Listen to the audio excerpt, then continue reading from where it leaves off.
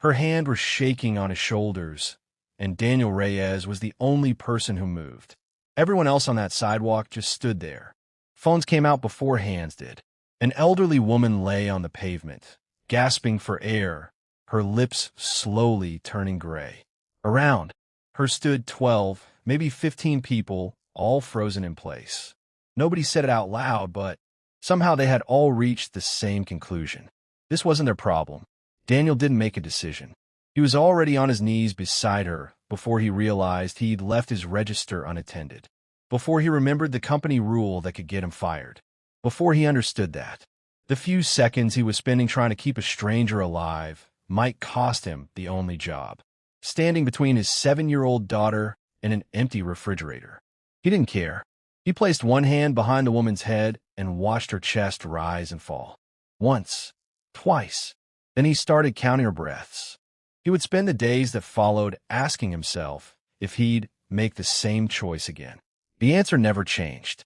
He would.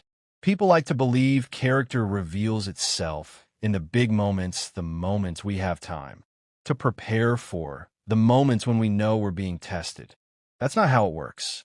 Character shows up in the 6 seconds before anyone else reacts, when you still have time to convince yourself that somebody else will help. Daniel didn't take those 6 seconds.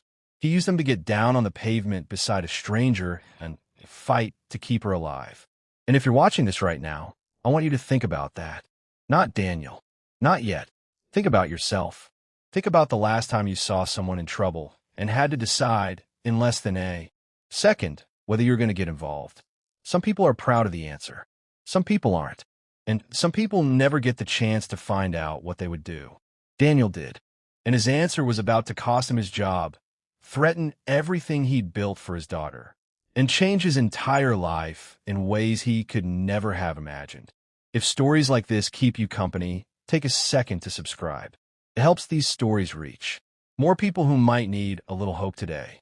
But before we get to what happened after that sidewalk, you need to know who Daniel Reyes was before that Tuesday afternoon.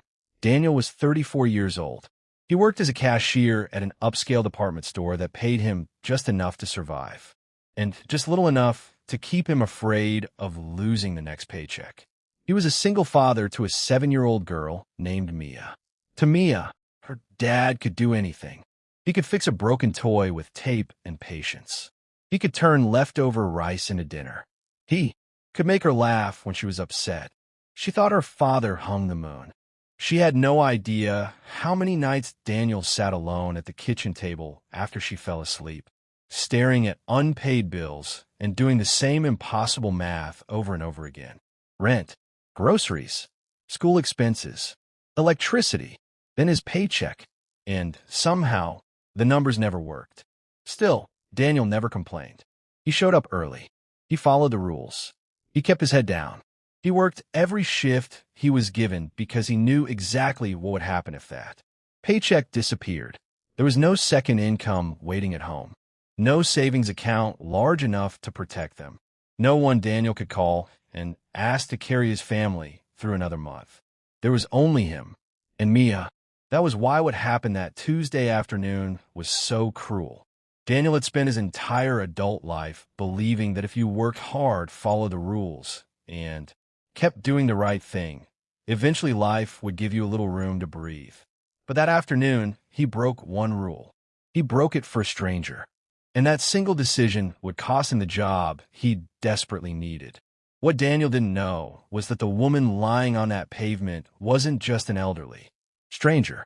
She was the mother of one of the most powerful young businessmen in the city. A man whose wealth could change Daniel's life in an instant. A man who was about to discover exactly what kind of person had been fired for saving his mother's life. But none of them knew that yet. At that moment, Daniel was still just a tired father in a cheap uniform, kneeling on cold pavement with blood on his hands, trying to keep a stranger alive. And when he finally walked back through those department store doors, he had no idea that his life was about to fall apart. Daniel had worked at Whitmore and Klein for 6 years. 6 years of early mornings, folded sweaters, aching feet, and customers who looked through him more often than they looked at him. He didn't mind that part. Not really. He wasn't there to be noticed. He wasn't there to climb a corporate ladder or impress anyone. In a suit, he was there to keep a roof over Mia's head. For 6 years, the job had done exactly that. Barely, but enough. His manager was Patricia Hale, a woman who had been running the store for 11 years. She managed the place the way some people ran a courtroom. Policy first, people second. If it wasn't written in the employee handbook, it didn't exist. And if it was written down, there was no explanation, emergency, or good excuse that mattered more than the rule. Daniel had learned that early. Once, he'd spent nearly 15 minutes helping an elderly customer carry several boxes through the rain to her car. When he returned, Patricia had written him up for leaving the sales floor without authorization. Daniel hadn't argued. He'd nodded, signed a form, and gone straight back to work. That was who Daniel was. He didn't fight small battles. He saved his energy for Mia. His coworkers liked him mostly. Rosa worked the register beside his and always saved him the last cup of coffee from the break room pot. Theo, 19 and still living with his parents, treated Daniel like an older brother and regularly asked him for advice he probably didn't need. Daniel never minded. He liked being needed. It reminded him that even on the days when his bank account told him he had nothing left to give, he still had something to offer someone. What none of them knew, not even Rosa, was how close Daniel actually was to the edge. The week before, Mia's school had sent home a notice asking for updated forms and a $50 supply fee. $50 shouldn't have been enough to scare a grown man. But Daniel had stared at that piece of paper for nearly 10 minutes before figuring out where the money would come from. His lunch. He could skip lunch for the rest of the month and make it work. So that's what he did. He never told Mia. When she asked why he sometimes didn't eat with her at the kitchen table, Daniel smiled and told her he'd already eaten at work. She believed him, because kids believe the people who love them. Daniel had learned a long time ago that the hardest part of being a single parent wasn't the exhaustion. It was the performance. Smiling when you were terrified. Saying, "We're okay," when you had no idea if you were. Promising tomorrow would be better when you had absolutely no evidence that it would be. Every morning, Daniel put on the same faded uniform, kissed Mia goodbye, and walked into Whitmore and Klein, carrying the weight of a family that depended entirely on him. He kept a small photograph of Mia taped inside his register drawer, just above the cash tray. Some days, that picture was the only thing that got him through the shift. That Tuesday started like every other Tuesday. Daniel clocked in at 9. He restocked the folded shirts near the entrance, helped a man find a birthday gift for his wife, and rang up a woman buying nearly $300 worth of candles without blinking. By early afternoon, his feet already ached in that familiar way that came from standing on tile floors for 5 straight hours. Nothing seemed unusual. Nothing seemed important. Daniel was thinking about what he could make for dinner that night when his eyes briefly landed on the photograph inside his register. Mia was smiling up at him from the picture. He smiled back. Then the front doors opened. Daniel looked up. He didn't know it yet, but that was the moment his ordinary Tuesday began moving toward something he would remember for the rest of his life. Within minutes, an elderly woman would collapse outside the entrance. Within hours, Daniel would be unemployed. And before the week was over, a man with more money than Daniel could imagine would be searching for the person who had saved his mother's life. Daniel knew none of that. All he knew was that his shift was only half over, his back hurt, and he had exactly $40 in his checking account until Friday. $40. That was all he had between his daughter and the next few days. He had no idea that $40 was about to become the least important number in his life. Because sometimes the moment that destroys your security is the same moment that opens a door you never knew existed. And Daniel was standing only minutes away from that door. The doors opened, and for a moment, nothing about it seemed unusual. People came in and out of Whitmore and Klein all day. Daniel barely noticed. Then he heard the scream. It came from outside, near the entrance, a woman's voice cutting through the afternoon noise of the store. Daniel looked up. A security guard near the front doors turned toward the sound. He hesitated. Then he stayed where he was. Daniel's eyes moved toward the glass. That's when he saw her. An elderly woman was lying on the sidewalk, her body twisted awkwardly against the pavement. A younger woman stood a few feet away, with both hands pressed over her mouth, staring in horror. People were gathering, but nobody was helping. Some were watching. One man had already pulled out his phone. Daniel didn't think. He didn't think about his register. He didn't think about the customer standing in front of him with a half-folded sweater. He didn't think about Patricia. And he definitely didn't think about the rule she'd repeated during every employee training session. Never leave your assigned station without authorization. He was already moving. Daniel pushed through the front doors and dropped to his knees beside the elderly woman. Up close, she looked even worse. Her lips had turned gray. Her breathing was shallow and uneven, each breath sounding weaker than the one before it. Mom.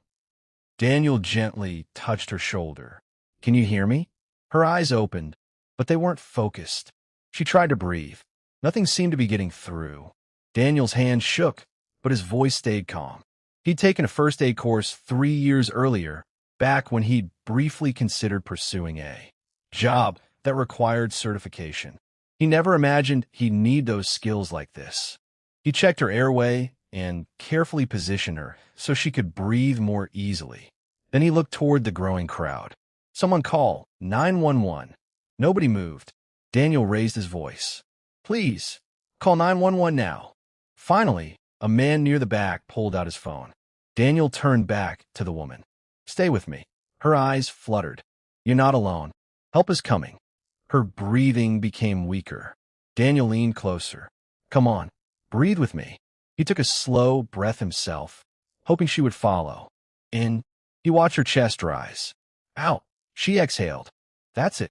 For the next several minutes, Daniel never left her side. He kept talking, kept watching her breathing, kept checking that she remained conscious. The crowd around them grew larger, but Daniel barely noticed. The only thing that mattered was the woman in front of him. Then, finally, sirens screamed down the street. The paramedics rushed toward them. Daniel immediately moved aside and gave them everything he knew. Her breathing had been shallow. She had briefly lost consciousness. He explained how he'd found her, what he'd done, and how long she'd been struggling to breathe. One of the paramedics looked at him seriously. You may have bought her some critical time. Daniel nodded. He didn't think he'd done anything extraordinary. He had simply refused to walk away. The paramedics loaded the woman into the ambulance. For one brief moment, Daniel watched the doors close and felt relief wash over him. Then he looked down at himself. Dirt covered his uniform. His hands were still shaking. And suddenly one thought hit him. His register. Daniel checked the time. Nearly 20 minutes. He had been gone nearly 20 minutes. His stomach dropped. He hurried back through the store doors.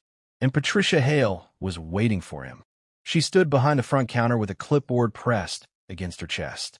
No concern. No questions about the woman. No relief that someone had survived. Just a cold expression Daniel had seen many times before. You left your station unattended. Daniel stopped. Patricia, you know the policy. Daniel looked toward the glass doors. The woman was dying. That's not the point. Patricia's voice remained completely calm. There are procedures for emergencies. You don't simply abandon your register. Daniel stared at her. For the first time in 6 years, something inside him pushed back. Someone was dying? I understand that. No, you don't. Patricia's eyes narrowed. Daniel took a breath. I wasn't going to stand there and watch her die because I was afraid of losing my job. Patricia folded her arms. And what happens when every employee decides company policy doesn't apply to them because they believe their reason is justified? Daniel couldn't believe what he was hearing. He looked around the store. Customers were pretending not to listen. Rosa stood behind her register, frozen. Theo was watching from the other side of the floor. Daniel suddenly realized something. Nobody was going to say anything. Not because they agreed with Patricia, because they were afraid. Afraid of losing their own jobs. Patricia opened the folder on her clipboard. I've reviewed what happened. Daniel waited. Maybe this was where she would finally acknowledge what he'd done. Maybe she'd say he'd made the right decision, even if she'd have to give him a warning. Instead, Patricia pulled out a single sheet of paper. I'm going to have to let you go. Daniel stared at her. What? Effective immediately. For 6 years, Daniel had shown up early. He had covered shifts, skipped breaks, followed every rule. And now, because he had refused to let a stranger die alone on a sidewalk, it was all over. He looked at the termination paper in Patricia's hand. Then he looked at the photograph of Mia inside his register. For the first time that day, Daniel wasn't thinking about the woman he'd saved. He was thinking about his daughter and the $40 sitting in his checking account. His throat tightened. He had done the right thing. So why did it suddenly feel like he'd just destroyed his family's future? Daniel didn't remember the drive home. He remembered standing in the parking lot after Patricia handed him the termination letter, staring at the paper as if the words might somehow change if he looked at them long enough. They didn't. Wrongful termination, unauthorized departure from a signpost. The words were printed neatly across the page, so neatly that they almost made saving a woman's life sound like a filing error. Daniel folded the paper and placed it on the passenger seat. Then he sat there for several minutes without starting the car. He had $40 in his checking account. No paycheck coming Friday. No savings. No backup plan. And a 7-year-old girl who believed her father could solve anything. Eventually, Daniel started the engine. He drove to Mia's school with both hands tight around the steering wheel and a smile ready. Before he even parked, the performance had already begun. It was one he'd perfected over 3 years of being a single father. He waved at Mia's teacher, signed her out, then watched as Mia climbed into the back seat, her backpack bouncing against her shoulders. Dad! Daniel looked at her through the rearview mirror. Look, she held up a piece of paper. It's a dog wearing a hat. Daniel smiled. That's a great dog. And he meant it, because somehow, even on the worst day of his year, Mia could still make something feel. Simple. She talked the entire ride home. Daniel listened. He laughed when she expected him to laugh. He asked questions. He never mentioned the termination letter sitting beneath his jacket. That night, he made her favorite dinner. Nothing fancy, just the cheap version using ingredients already in the kitchen. Mia didn't notice. She talked through the entire meal about school, her drawing, and a girl in her class who had apparently decided that pink was no longer a good color for backpacks. Daniel smiled through all of it. He waited until Mia was asleep. Then he sat alone at the kitchen table, opened his laptop, and started applying for jobs. One application, then another, then another. Cashier positions, warehouse work, stocking jobs, a grocery store 2 towns away that would add nearly an hour to his commute each way. By midnight, Daniel had submitted 11 applications. He closed the laptop, then opened it again, checked his email. Nothing. He barely slept. Every time he closed his eyes, the same numbers returned. Rent, electricity, groceries, school expenses, his $40. Only now, there was no paycheck coming to make the numbers work. 2 days passed. No calls. No interviews. Nothing. On the 3rd day, Daniel's phone buzzed. It was Rosa. Everyone's talking about what happened. A lot of people think Patricia was wrong. Nobody's saying it to her face, though. Daniel stared at the message for a moment, then typed back, "Thanks, Rosa." He appreciated knowing someone believed he had done the right thing. But belief didn't pay rent. So Daniel kept moving. He picked up a few hours doing odd jobs for a neighbor moving furniture, repairing a fence, hauling boxes from a garage. It earned him $60. He used most of it toward the electric bill. That evening, when the lights went off earlier than usual, Daniel told Mia they were having a camping night. He spread blankets across the living room floor. They turned off the lights. Mia thought it was the greatest idea her father had ever had. Daniel smiled as she crawled into the blanket fort. He didn't tell her the truth. He couldn't. Not yet. What Daniel didn't know was that while he was trying to hold his little family together, someone else was trying to find him. 3 days after the incident, Adrian Sterling sat beside his mother's hospital bed. Adrian was 38 years old and the CEO of Sterling Dynamics, the company his family had spent decades building. He had a reputation for being decisive, fussed, demanding. The kind of executive who could walk into a meeting with 10 problems and leave with 9 of them solved. But none of that mattered in that hospital room. There, he wasn't a CEO. He was just a son who had received a phone call every child dreaded. There's been an incident. His mother, Eleanor, was stable now. The doctors believed the quick intervention she'd received outside Whitmore and Klein had made a critical difference. A few more minutes without help, they told Adrian, and the outcome could have been very different.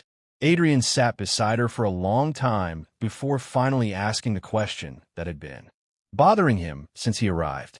Who helped you? Eleanor opened her eyes. Her memory of the incident was fragmented. She remembered the pavement, the crowd, the feeling that she couldn't breathe. But one thing remained clear. A man, she whispered. What man? I don't know. She closed her eyes, searching for the memory. I remember his voice. Adrian leaned closer. What did he say? Eleanor swallowed. He kept telling me I wasn't alone. That sentence stayed with Adrian. A stranger had seen his mother collapsing on a sidewalk and stayed with her until help arrived. Adrian needed to know who he was. He requested the security footage from Whitmore and Klein himself. That night, alone in his office, he watched the footage. The quality wasn't perfect, but it was clear enough. He watched the crowd gather. He watched people pull out their phones. He watched a man in a store uniform push through the doors.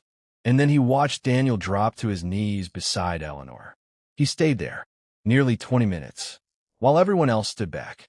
Adrian watched the footage once, then again, then a third time. Finally, he paused the screen. Daniel was frozen in the frame, one hand steady against his mother's shoulder. Adrian looked at him for several seconds. Then he turned to his assistant. Find out who he is. The answer came the following morning. His name is Daniel Reyes, the assistant said. 34. He worked as a cashier at Whitmore and Klein.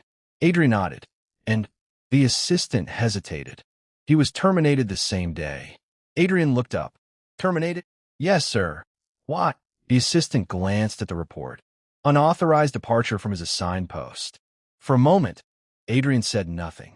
Then he looked back at the frozen image on his monitor. The man who had saved his mother's life had been fired for doing it. Give me everything you can find on Whitmore and Klein. The assistant nodded. Everything. Adrian's expression hardened. Everything. Not just the incident. Not just Daniel's termination. The company. Its management. Its employees. Its history. All of it. Because Adrian had spent too many years building a company to believe that something like this happened for no reason. And deep down, he already suspected the truth. Daniel's firing might not have been the real story. It might have only been the first thing Adrian was about to uncover. Adrian's assistant came back 2 days later with a folder thick enough that she set on his desk with both hands. You wanted everything, she said. This is everything. Adrian opened it, expecting a handful of complaints, maybe a pattern of low pay or short staffing. What he found was worse. Employee turnover at Whitmore and Klein sat at nearly 60% annually, more than double the industry average. Buried in HR records were 17 terminations over the past 3 years that followed almost identical language to Daniel's. Employees let go for unauthorized actions that, on closer reading, were mostly people trying to help someone. A cashier fired for calling an ambulance for a customer having a seizure without first notifying a supervisor. A stock clerk let go for giving a homeless man a bottle of water from the break room. A part-time worker terminated for staying 15 minutes past her shift to comfort a co-worker who'd just gotten devastating news over the phone. None of it was illegal, exactly. Patricia Hale and the district managers above her had built a culture where rules were enforced with total rigidity and compassion was treated as a liability. Adrian read through termination after termination and felt something harden in his chest that had nothing to do with his mother anymore. This wasn't about one bad manager. This was a system. He closed the folder and sat with it for a long moment. Then he did something his assistant didn't expect. I want to meet him first, Adrian said. Before any of this. Before lawyers, before statements. I want to meet Daniel. Just meet him. He saved my mother's life and lost his job for it 3 hours later. The least I could do is look him in the eye and say thank you. Finding Daniel wasn't hard once Adrian had his name. A home address, a working phone number, both pulled from records his team had access to that most people didn't think about. Adrian almost sent someone else to make the call. Then he thought about his mother, gray-lipped on the pavement, and dialed the number himself. Daniel didn't recognize the voice at first. It was polite, careful, apologetic for the intrusion. The man introduced himself as Adrian Sterling and said his mother was the woman Daniel had helped outside Whitmore and Klein. Daniel's grip on the phone tightened. Is she okay? She's stable. Recovering. Because of you. Relief moved through Daniel first, real and uncomplicated. He hadn't let himself think much about what happened to her after the ambulance doors closed. There'd been too much else, demanding his attention since then. I'm glad, Daniel said. Really glad. Thank you for calling to tell me. I'd like to meet you, Adrian said. In person, if you're willing. I don't want to do this over the phone. Daniel hesitated. Something about the request felt strange, though he couldn't place why. I don't need anything, he said carefully. I didn't do it for a reward. I know, Adrian said. That's actually part of why I want to meet you. They agreed on a coffee shop near Daniel's apartment, a place with cracked vinyl booths and a menu that hadn't changed prices in years. Daniel picked it on purpose. He didn't know exactly who he was meeting, only that the man's voice had the unmistakable ease of someone who'd never once had to check his bank balance before making plans. Adrian arrived in a plain gray sedan, dressed down in a way that still somehow looked expensive. He recognized Daniel immediately from the security footage, though seeing him in person, tired eyes, worn jacket, a man who looked like he hadn't slept well in days hit differently than watching him on a screen. Mr. Reyes. Adrian extended his hand. Thank you for meeting me. Daniel's fine. He shook the offer hand. How's your mother doing? Better, every day. The doctor said the first few minutes mattered more than anything else. That's you. That's what you gave her. Daniel shifted in the booth, uncomfortable with the weight of the gratitude. Anyone would have done the same thing. Adrian looked at him for a long moment. No, he said. They wouldn't have. I watched the footage, Daniel. 15 people stood there. You were the only one who moved. Daniel didn't have a response for that. He looked down at his coffee instead. I know what happened after, Adrian said quietly. I know you were fired that same day. Daniel's jaw tightened. It's fine. It happens. It shouldn't have happened at all. Look, Daniel said, and something in his voice sharpened just slightly, the exhaustion of the last week finally cracking through his composure. I appreciate you coming to say thank you. I do. But I don't want money. I don't want anything from you. I did what anyone with a conscience would have done. If your mother's okay, that's enough for me. Adrian sat back, studying him. He'd expected gratitude, maybe some awkwardness. He hadn't expected someone to actively refuse what he was prepared to offer. That's exactly the problem, Adrian said.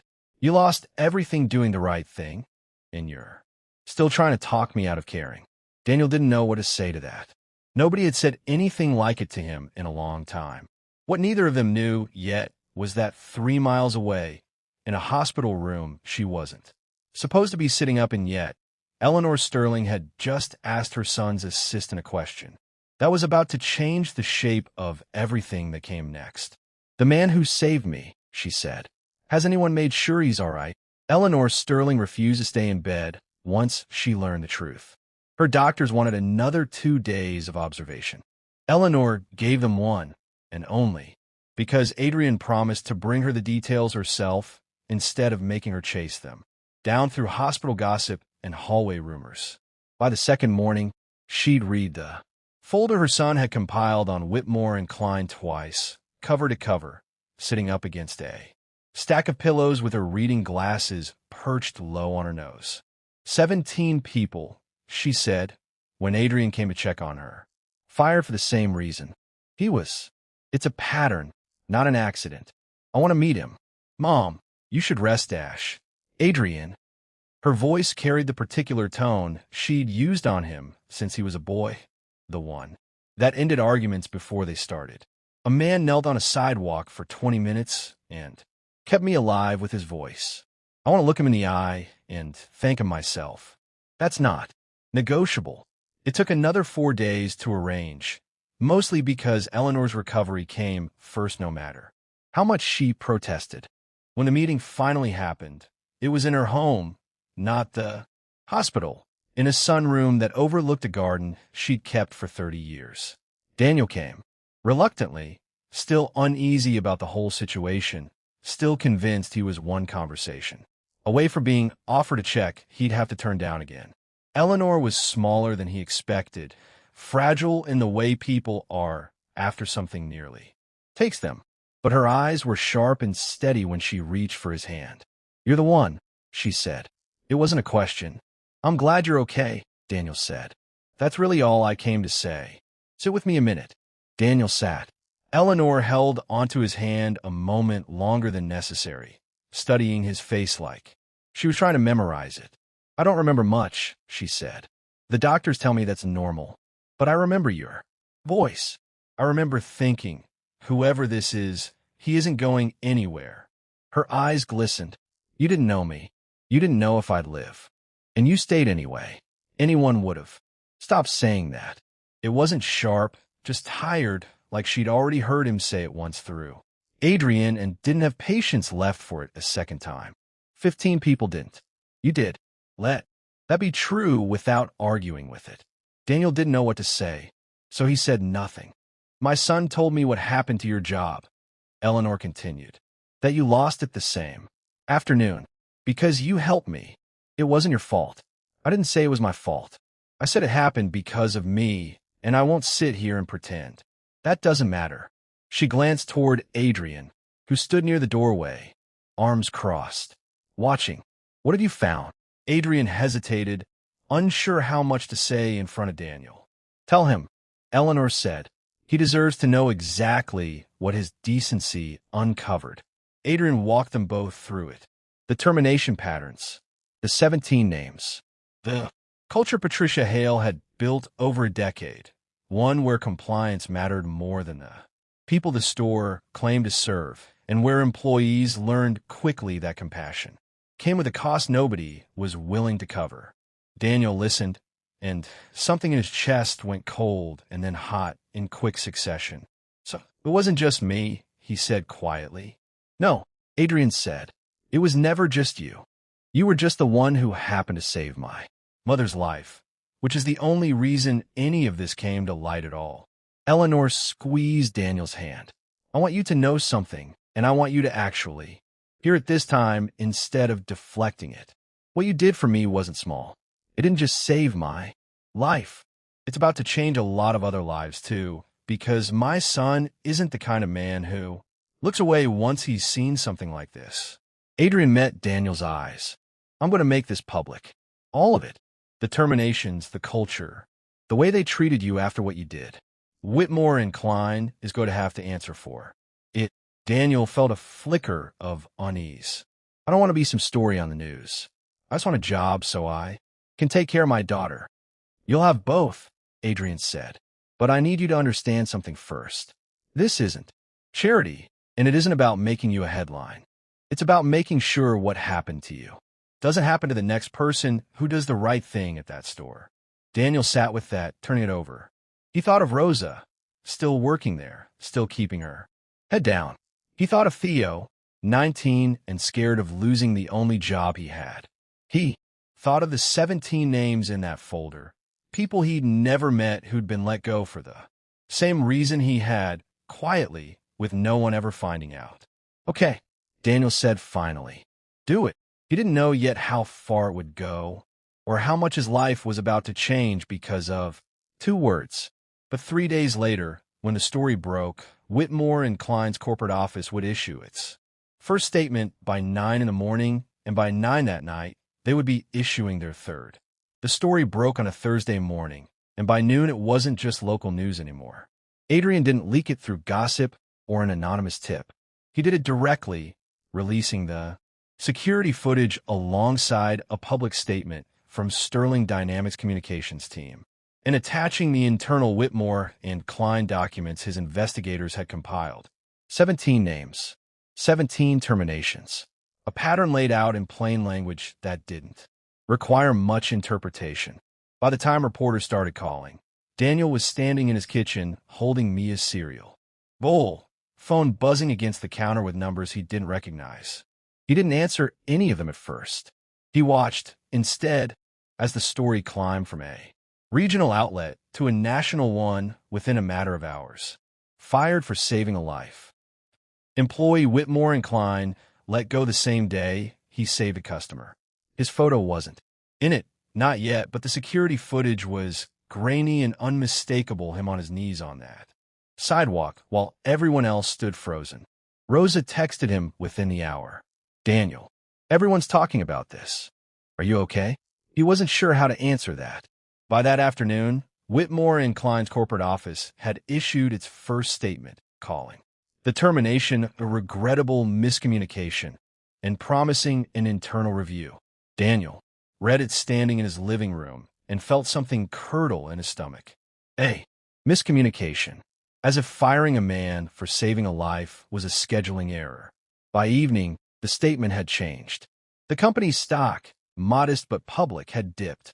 Following the story's spread, and enough people had called for a boycott that corporate suddenly found urgency it hadn't had a week earlier. The second statement apologized directly to Daniel by name, announced Patricia Hale had been placed on administrative leave, and offered Daniel his position back, along with back pay for the time he'd missed.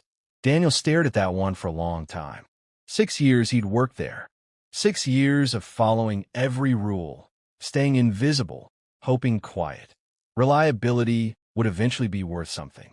It had taken saving a woman's life and having a CEO's son personally intervene for them to admit publicly that firing him had been wrong. He didn't feel triumphant reading it. He felt tired. Adrian called that night. I imagine you've seen their statement. I have. They're scared, Adrian said. The board's scared. They'll do whatever it takes to make this go away quietly now. Do you think I should take the job back? There was a pause on the line. That's not my decision to make. But I'd ask you something. First, do you want to go back to a place that only valued you once the whole country was watching? Daniel sat with that question for a long moment, looking at Mia's drawing still taped to the refrigerator, the dog wearing a hat. No, he said finally. I don't think I do. Good, Adrian said, because I wasn't calling about that job. I was calling about a different one. Daniel felt his chest tighten. Adrian, I told you I don't want Dash. It's not charity, Adrian cut in gently. Just listen before you say no again. He explained it slowly, deliberately, the way a man explains something he's already thought through from every angle. The Sterling family ran a foundation, mostly quiet work, grants, and assistance programs for families in financial crisis, the kind of organization that existed in the background of Sterling Dynamics' public image without much attention. Adrian wanted to expand it, and he wanted someone running the community outreach side of it who actually understood what it meant to sit at a kitchen table at midnight doing math that never worked out. You have a real salary, Adrian said. Benefits, flexible hours, because I know you have a daughter, and I know her school schedule matters more than mine ever will. And you'd be helping families who are exactly where you were 3 weeks ago. Daniel's throat felt tight. Why me? Because you didn't hesitate, Adrian said simply. Because 15 people stood there, and you didn't. That's not something you can train into a person. I'd rather build something around someone who already has it. Daniel didn't answer right away. He thought about the 17 names in that folder. About Rosa, still working the register, still saving him coffee out of habit even though he didn't work there anymore. About Theo, 19 and scared, who'd texted him the day after the firing just to say that wasn't right. Daniel, everyone knows that wasn't right.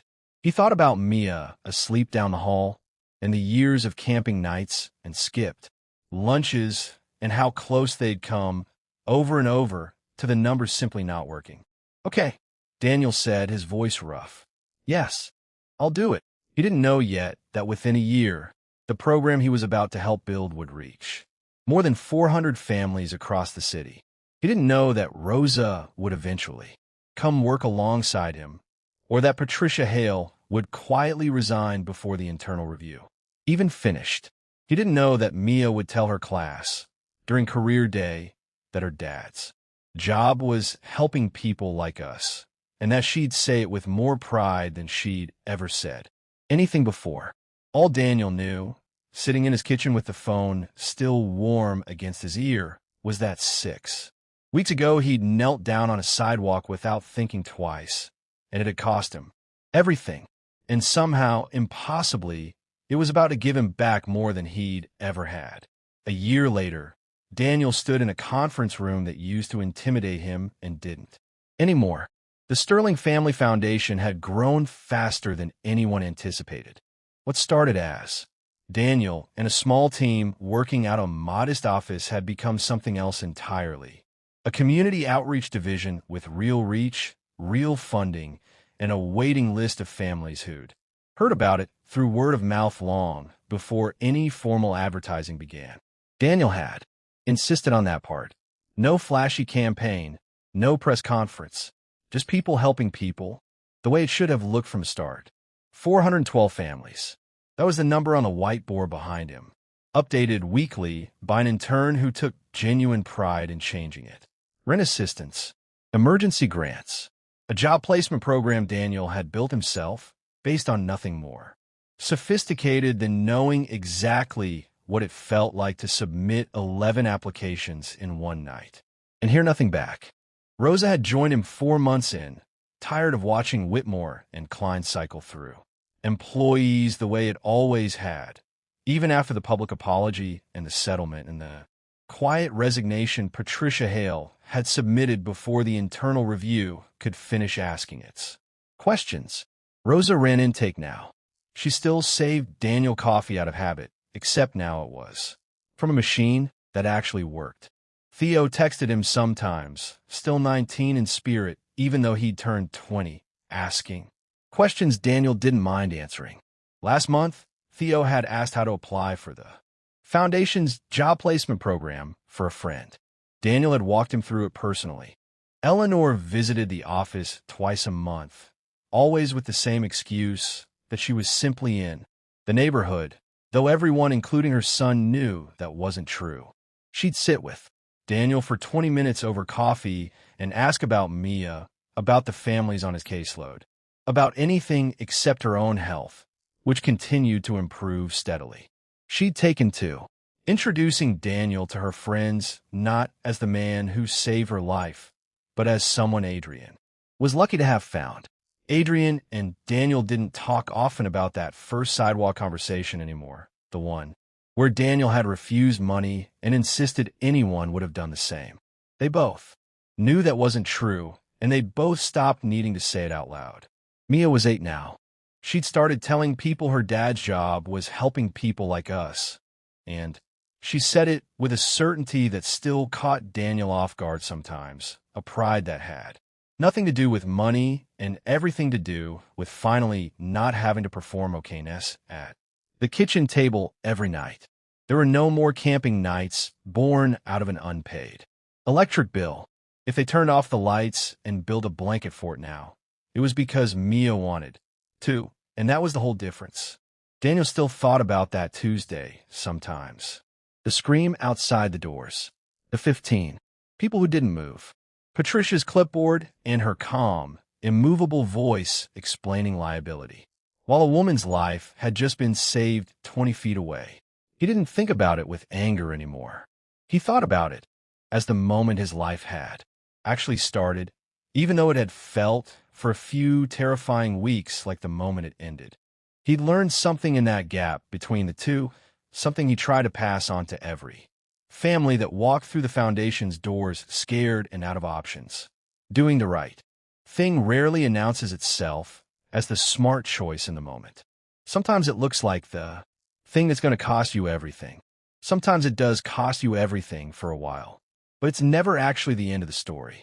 It's just the part right before the door opens that you didn't know was there. If Daniel's story meant something to you, share it with someone who needs to hear that. Doing the right thing is never wasted, even when it doesn't feel like it yet. And if you want more stories like this one, make sure you're subscribed, because there are more people out there whose quiet decency is about to change everything. They just don't know it yet.